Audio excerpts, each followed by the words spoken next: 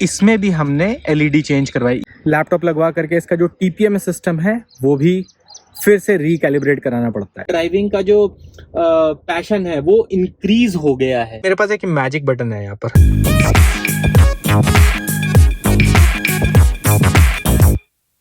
Hello everyone, कैसे हैं आप सब लोग। आज हम लोग आए हैं थोड़ा इस तरह के लोकेशन में जहाँ पर मैं आपको अपनी safari 2022 model XZA plus dark edition का ओनरशिप रिव्यू देने वाला हूँ।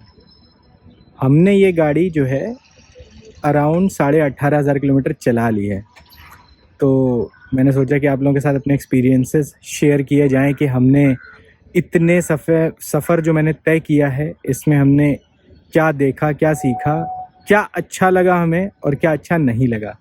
तो सबसे पहले शुरू करते हैं अपनी गाड़ी से और मैं आपको दिखाता हूँ। सो ये है अपनी गाड़ी। ये हमने जुलाई 2022 में ख़रीदी थी और अभी है फरवरी, तो लगभग 8 महीने हो चुके हैं और 8 महीने में हमने इसको 18,500 किलोमीटर ड्राइव कर लिया है। तो जैसा कि आप लोग देख रहे हैं कि इसका जो फ्रंट लुक है बहुत ही बोल्ड और बहुत ही मैसिव है और ये ऑलमोस्ट सबको ही पसंद आता है। इसकी रोड प्रेजेंस बहुत ज़बरदस्त है। आप लोग जैसे देख सकते हैं कि यहाँ पर इसके DRLs हैं, ये इसका प्रोजेक्टर है, ये इसमें high beam and low beam है और ये इसके फॉग लैंप्स हैं। मैंने क्या किया था, इसके जो ये high beam and low beam आते थे, सो बेसिकली लो बीम ये है, ये हाई बीम वाला है, इसमें येलो आता है, येलो लाइट्स आती हैं, बल्ब्स आते थे। मैंने बल्ब चेंज करा के इसको LED करवाया। ये 65 वाट्स की LED हैं। एंड जो ये है अपना फॉग लैम्प, इसमें भी हमने LED चेंज करवाई। ये लाइट बहुत कम होती थी, इसकी जो ये कॉर्निंग फंक्शन भी ये फॉलो करता है, बट इसका जो थ्रो था वो बहुत कम था, तो मैंने इसको LED कराया और फिर मुझे लगा कि जब ये वाइट हो रहा है तो ये भी वाइट करा ले, तो ये भी करा लिया। जबकि ये सुपर स्ट्रॉन्ग येलो लाइट थी, फिर भी मैंने इसको चेंज कराया। तो अब मेरी जो ड्राइव है, नाइट ड्राइव्स हैं, वो बहुत ही सेफ़ हो गई हैं। और ऐसा नहीं है कि ये सामने वाले की आँख में लगता है, इसका जो सेटिंग जो कंपनी से होके आया था वो मतलब जो हाई बीम है उससे ज़रा सा ऊपर है, बट फिर भी सिटी के अंदर ऑफ कोर्स ये इसको मैं ऑन नहीं करता हूँ, बट ऑफ कोर्स जहाँ नीड होती है वहाँ पर ऑन किया। सामने से कोई गाड़ी आती है तो मैं इसको डाउन कर देता हूँ, इसको बंद कर देता हूँ। तो ये है कुछ इस तरह का इसका फ्रंट ग्रिल। सो फ्रंट में हमने सिर्फ और सिर्फ यही चेंज करवाए हैं, दोनों बल्ब्स। मैंने जो प्रोजेक्टर है इसके अंदर का बल्ब अभी तक चेंज नहीं करवाया है। मैं सोच रहा हूँ कि ये करवाऊँ, आप लोग कमेंट करके बताइएगा। इसमें जो टायर आते हैं ये आते हैं 18 इंच के, और जैसा कि आप देख सकते हैं ये कि 235/60 R18 है ये, और ये ब्रिजस्टोन के इकोपिया हैं, बहुत ही ज़बरदस्त हैं।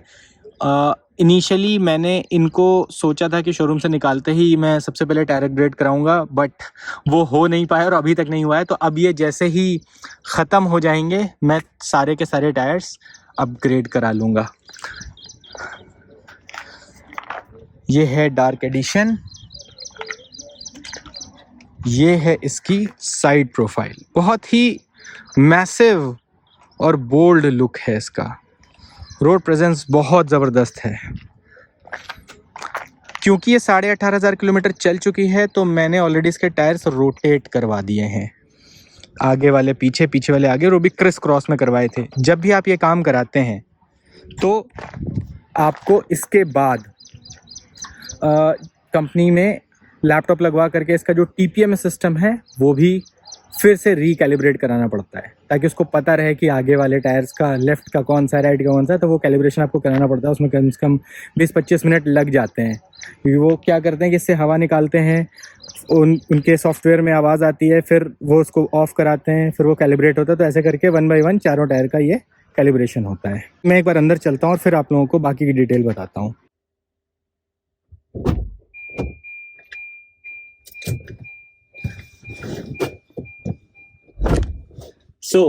हम आ गए हैं अंदर।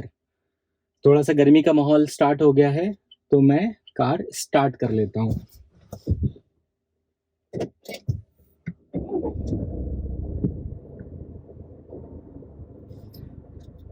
जब ये स्टार्ट होती है तो आप लोग देख सकते हैं कि कुछ इस तरह का इसमें एनिमेशन आता है कनेक्ट नेक्स्ट का। तो गाड़ी की राइड बहुत कंफर्टेबल है। हम लोग 3 लोग गए तो इस गाड़ी में कंफर्टेबलनेस की कोई कमी नहीं है। दोनों सीट्स ये वाली वेंटिलेटेड हैं। लॉन्ग ड्राइव्स में ये भी बहुत हेल्प मिलता है। हमने इवन 800-900 किलोमीटर की तो अब सारी ट्रिप्स ऑलमोस्ट कर ही ली हैं। अब हमें कोई 1200-1500 किलोमीटर वाली करनी है, तो वो भी हम जल्दी ही करेंगे।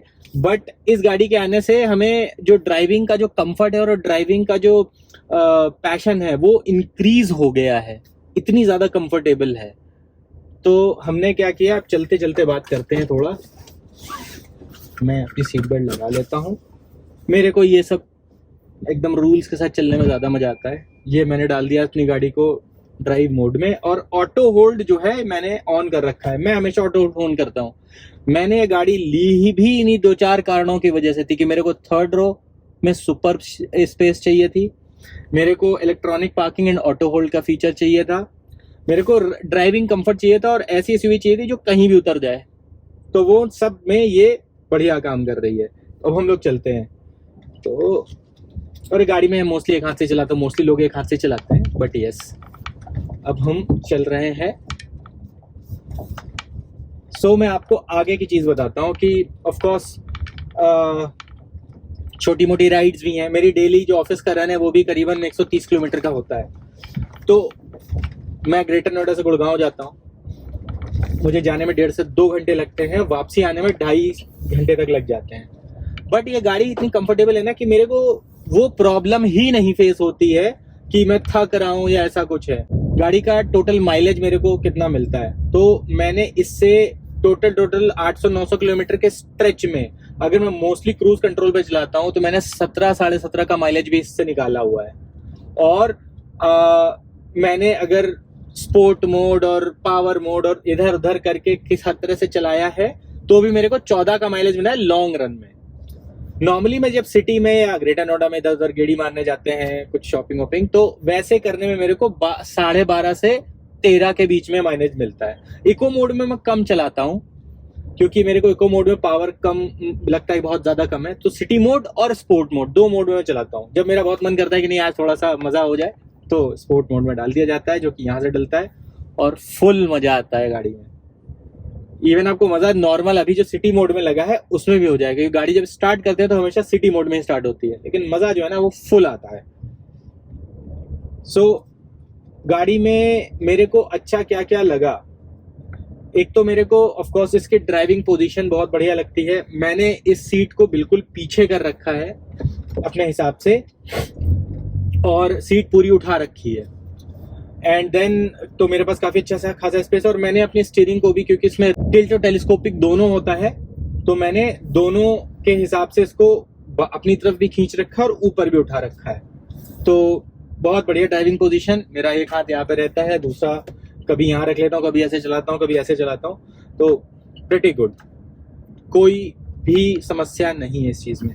क्योंकि ऑटोमेटिक है, मेरे को आराम से यहाँ पैर रखने के लिए मिल जाता है, मेरे को क्लच नहीं दबाना है, एकदम मस्त। कभी पैर यहाँ रहता है, कभी ऐसे रहता है, तो बहुत ही मतलब कंफर्टेबल पोजीशन है मेरे ड्राइविंग के लिए।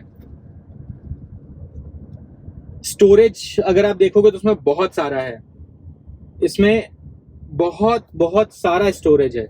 मतलब यहाँ पर 2 कभी होल्स हैं, इधर मेरे पास है, इधर है, पीछे भी है, सबसे पीछे वाली रो में भी है, तो सब एकदम परफेक्ट है। मेरे को इसमें कोई दिक्कत नहीं है। मैं अगर अभी तक आपको एक बात बताऊं कि मेरे को इसमें क्या चीज की कमी लगती है, वो है 360 डिग्री कैमरा, जो कि अब जो नई वाली 2023 डार्क रेड या ऑप्शनल करके भी इनमें भी आ रहा है, वो जो आने वाली है गाड़ी, अब बुकिंग उसकी स्टार्ट हो गई है, उसमें 360 डिग्री कैमरा आ गया है विद एडास।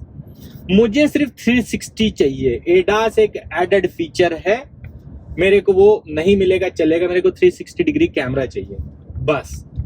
लोगों ने बहुत बार बोला कि इसका इंफोटेनमेंट सिस्टम अच्छा नहीं है, वो बीच बीच में हैंग कर जाता है, ये होता है वो होता है, वो होता होगा। मेरे साथ ऐसा 2-3 बार ही हुआ है कि वो ब्लैक स्क्रीन हो गई हो, राइट, बस, या वो ब्लैक स्क्रीन हो गई लेकिन सब कुछ चल रहा है, तो वो वाला पार्ट जो है I am okay with this. मुझे सिर्फ 360 डिग्री कैमरा चाहिए, क्योंकि मेरे को ना आगे, क्योंकि इतना बड़ा बोनेट है उसके आगे नहीं दिखता। मोस्टली मेरी जो पुरानी पोलो थी उसमें भी नहीं दिखता था, लेकिन वो छोटी गाड़ी जो पता था, आइडिया लग जाता था। इसमें थोड़ा कम दिखता है, तो वो चाहिए होता है। That's it. बाकी गाड़ी में सब कुछ एकदम सही है, कोई चीज बदलने की जरूरत नहीं है, और वो नई वाली में उन्होंने दे ही दिया है। तो वो अगर आप उसका फुल डिटेल वीडियो देखना चाहते हो कि नई वाली गाड़ी किस तरह की है, तो वो ऑटो एक्सपो का मैंने लिंक ऊपर डाल दे रहा हूँ, आप लोग देख लीजिएगा। उसमें पूरा फुल डिटेल दिया हुआ है। इवन उसकी इंफोटेनमेंट स्क्रीन और उसका जो इंस्ट्रूमेंट क्लस्टर है वो भी पूरा का पूरा अपना डिजिटल हो चुका है। वो सारा का सारा डिटेल मैंने वहां पर दे रखा है।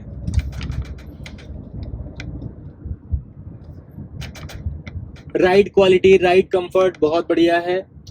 इस गाड़ी में 8.5 लोग भी बैठे हैं, मतलब 9 मान लो, तो ऑफ कोर्स 2 यहाँ, बीच में 3 लोग और पीछे भी 3 लोग, और यहाँ 2 जो थे उनमें एक छोटा बच्चा भी था, तो मतलब 2.5 हो गए। तो ये कभी यहाँ, कभी बीच वाली सीट में, कभी 3 लोगों के साथ वो भी बैठे थे, खुशू वो भी पीछे बैठे थे। तो और ये गाड़ी हम लोगों ने करीबन 250-300 किलोमीटर लेके गए हैं, और ऐसी कोई प्रॉब्लम नहीं आई हमें किसी भी चीज में। अब मैं जो आपको एक चीज बताना चाहता हूँ कि इस गाड़ी में, या जो भी XUV 700 है, इस तरह की जो भी गाड़ियां हैं, अगर मैं MPV छोड़ दूं, SUVs के अंदर क्या है कि आपके पास स्पेस, सामान रखने की स्पेस जो है ना वो कम होती है। तो उसके लिए हमको कोई एक सीट जो है वो फोल्ड करनी पड़ती है। तो हम भी एक सीट फोल्ड कर देते हैं, अपना सामान वहां डाल देते हैं, गाड़ी 6 सीटर बन जाती है, और तब हम अपना आराम से ट्रैवल करते हैं। और कभी लगता है कि नहीं 5 लोग जा रहे हैं, 5.5 लोग जा रहे हैं, तब हम दोनों सीट पीछे की फोल्ड कर देते हैं, सारा सामान बिछा देते हैं और आराम से हम जाते हैं। तो गाड़ी का ड्राइविंग एक्सपीरियंस और वो सब, अभी देखिए नॉर्मल इस स्पीड ये चल रही है अपने सिटी मोड में। Sport drive mode activated. Sport में जाते ही गाड़ी का जो है ना डायमेंशन ही बदल जाता है, देख रहे हैं आप, डायमेंशन बदल जाता है, आवाज चेंज हो जाती है एकदम स्पोर्टी वाली, बहुत ज्यादा मजा आता है। City drive mode activated. वापस ये ओके है नॉर्मल कहीं भी जाने के लिए। अच्छा, मैंने एक बार इसमें रफ मोड में लगाया था, तो जब हम लोग 8.5 लोग बैठे थे, तो एक बीच में एक आई थिंक 3-4 किलोमीटर का रफ पैच आया था, तो गाड़ी बहुत ज्यादा बबल कर रही थी। बहुत ज्यादा ना बोल के, मतलब गाड़ी मतलब हिल रही थी। तो मैंने क्या किया, वो स्पोर्ट मोड कह रहा हूँ, मैंने रफ मोड लगाया, और रफ मोड लगा करके मैंने गाड़ी जो है वो करीबन 60 की स्पीड में चलाने लगा मैं। गाड़ी एकदम स्टेबल, हिलना डुलना बंद, और सब लोग आराम से बैठे। वो हमने 4 किलोमीटर का स्ट्रेच यूं ही पार कर दिया। तो इससे ज्यादा मैं भी टेस्ट नहीं कर पाया हूँ, तो मैं और अच्छे से टेस्ट करके आपको बताऊंगा, लेकिन अभी हमने यही किया था और बहुत सही। अच्छे फीचर्स जो हैं इसके, मैंने आपको ऑटो होल्ड और इलेक्ट्रॉनिक पार्किंग बता ही दी है। सर्विस सेंटर वाले जो है वो आपको बोलेंगे आप ऑटो होल्ड में ज्यादा मत चलाया करो, उसको केवल पहाड़ों पे ही लगाया करो एंड ऑल, लेकिन भाई मैंने इसी के लिए ली है, और कंपनी ने अगर ऑटो होल्ड का फीचर दिया है तो कुछ सोच के दिया होगा, तो इसलिए हम इसको पूरा ही यूज करते हैं। वो कहते हैं कि आपके ब्रेक पैड जल्दी घिस जाएंगे, ये हो जाएगा, वो हो जाएगा। भाई ये तो एडास में आने के बाद भी ऐसी बहुत सारी चीजें होंगी, तो भाई उनको छोड़ो, आप अपने अच्छी तरह से टेस्ट करो और अपने हिसाब से चलाओ। तो मैं इसको अपने हिसाब से चलाता हूँ। अपनी गाड़ी के 18,500 किलोमीटर हो चुके हैं, और अभी तक भी हम इसके ब्रेक पैड्स अभी अच्छे खासे थे, तो वो चेंज कराने की जरूरत नहीं है। तो ये मेरे ख्याल से 22-25 हज़ार तक जो भी है वहां तक जाएंगे, और ऑटो होल्ड पे ही मैं हमेशा चलाता हूँ। तो ये है ओवरऑल मेरी तरफ से इसका ओनरशिप रिव्यू। गाड़ी पे मैंने DEF जब मैंने सर्विस करवाई है, DEF तभी मैंने इसमें अपडेट करवाया है। अभी भी 50% से ज्यादा है, जो मैं लास्ट मैंने 15,000 वाली करवाई थी तब मैंने इसको फुल करवाया था। तो मैं DEF केवल तभी कराता हूँ। इसका एक बार DEF अगर फुल करा दिया तो करीबन 6,500 से 8,000 के बीच में चलती है, बेस्ड ऑन द कंडीशंस आप कहाँ ड्राइव कर रहे हो। तो बहुत ही मतलब रिलैक्सिंग है, मेरे को टेंशन नहीं लेनी होती इसको चलाते समय कि यार ये नहीं वो नहीं, तो परफेक्ट है। और ऑफ कोर्स इसकी ऑडियो क्वालिटी तो ज़बरदस्त है। ये JBL के स्पीकर्स हैं, 8 स्पीकर, एक सबवूफर, 2 ट्विटर ये लगे हुए हैं, तो बहुत ही ज़बरदस्त है। गाने वाने सुनते हैं तो बहुत मज़ा आता है। 1 मिनट लगा के आप लोग प्लीज़ चैनल सब्सक्राइब कर लो। मैं देख रहा हूँ कि आप लोग आते हैं, वीडियो देखते हैं, बट सब्सक्राइब नहीं करते हैं। तो गाइज़, आप लोगों के लिए मैंने ये रिकॉर्डिंग थोड़ी सी रात में भी करी है कि आपको गाड़ी का अंदर का कैबिन रात में भी दिखा सकूं कि ये कैसा दिखता है। ये है नाइट का सेटअप। तो रात में ये गाड़ी में कुछ इस तरह से लाइट्स का इल्यूमिनेशन है। ये जो आप ब्लू वाला देख रहे हैं, ये इल्यूमिनेशन का, इसमें एम्बिएंट लाइटिंग का फंक्शन है। और ये आपका यहाँ होता है, और ये यहाँ बॉटल होल्डर में भी होता है। आपको हल्का सा शायद अभी ना दिख रहा हो, बट ये देखिए बल्ब लगा हुआ है तो यहाँ दिखता है। ये आपके चारों डोर्स में होता है और ये कुछ इस तरह का दिखता है। इसमें मुझे एक बड़ी अच्छी चीज लगी, एक तो क्या है कि इस पे स्टीयरिंग माउंटेड कंट्रोल्स हैं, राइट। इंफोटेनमेंट जो है, मैं अपने स्टीयरिंग माउंटेड कंट्रोल से इधर से ही गाना आगे बढ़ाना, पीछे करना, volume up and down, mute कर देना, अगर कोई कॉल आ रही तो यहीं से उठा लेना और कॉल कट भी कर देना।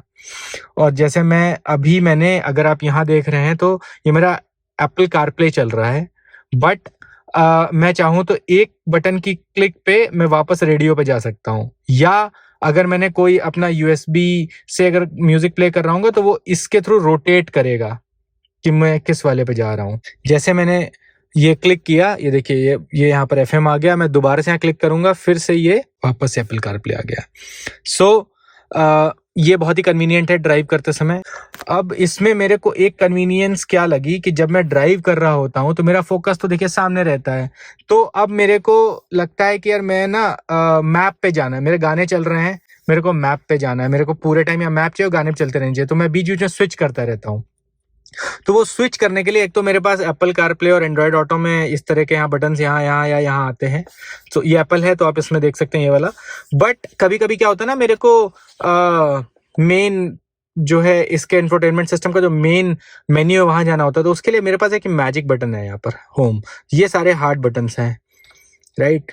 जरूरी नहीं कि आप यहीं से जाएं, यहाँ से भी क्लिक कर सकते हो। तो मुझे पता है, मैं चलते चलते बिना देखे भी यहाँ पर बटन क्लिक कर सकता हूँ। मैं जैसे क्लिक करूंगा मैं ऐसे स्क्रीन पे आ जाऊंगा। मैंने अगर कोई ऐप फेवरेट कर रखी है, मैं इस पर क्लिक करूंगा तो ये फेवरेट वाली ऐप मेरी ओपन कर देगा। ये शायद मोबाइल का बटन है, राइट। हाँ वही, कि सीधे मुझे कॉल लगानी तो मैं क्लिक करूंगा तो सीधे वो यहीं पे ही खोल देगा, राइट। तो ये भी ऑप्शन है अपने पास सीधा।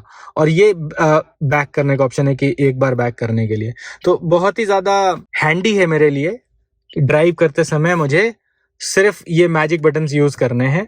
तो जो भी म्यूजिक मैं यहाँ प्ले करता हूँ वो मुझे यहाँ इतने इंफोटेनमेंट में दिख जाता है। तो ये है टोटल डिटेल्स इसके बारे में। अभी के लिए करते हैं अलविदा। कुछ भी और पूछना हो तो पूछ लीजिएगा। अगर आप लोग चैनल पे नए हैं तो please subscribe the channel, and if you like the video do give it a thumbs up. Thank you so much. अब हम जरा मजे लेते हैं ड्राइविंग के। Sport drive mode activated.